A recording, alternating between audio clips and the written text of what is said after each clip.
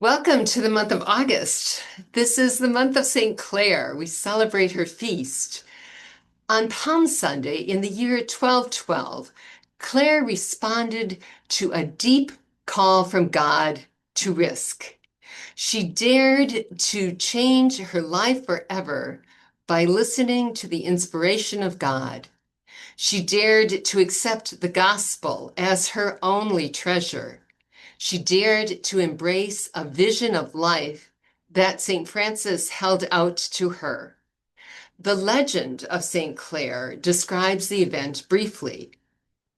On that night, preparing to obey the command of the saint of Francis, she embarked upon her long-desired flight with a virtuous companion friar.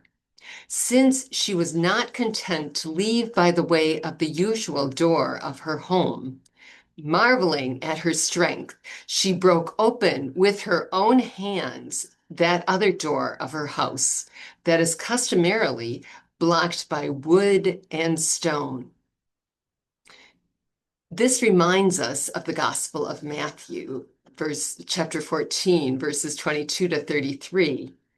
The disciples are on their way across the lake. Jesus went off to pray.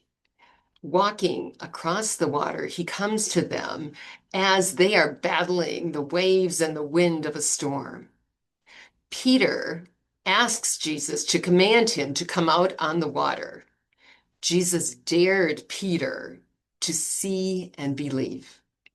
Jesus simply said to Peter, "Come." Peter did. Imagine his first step out of the boat. Imagine Claire's first step out of her home as she went to join Francis, not knowing what was to happen. She made the decision to risk all and trust in a future based on God's promises.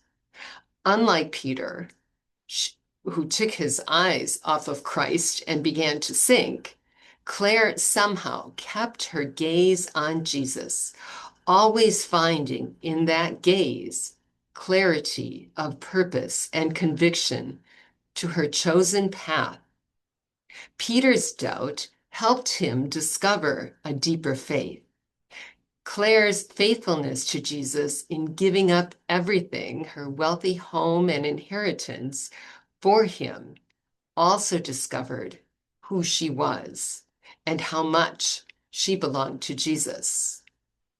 Much of this comes from Father Rock Niemeyer's book, In the Footsteps of Francis and Clare. As we know, life is filled with risks, especially a life of faith. May you find inspiration in the risk of St. Clare to give all of herself to an unknown future with Jesus. I am deeply moved by her conviction and discovery of how to do what seems impossible by keeping her gaze on Jesus.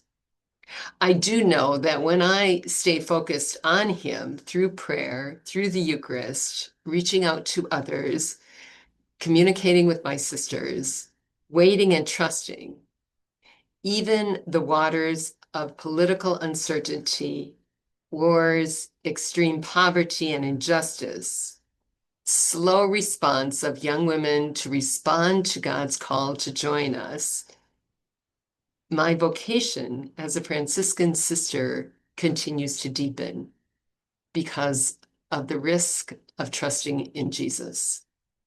I experience his peace and his deep love.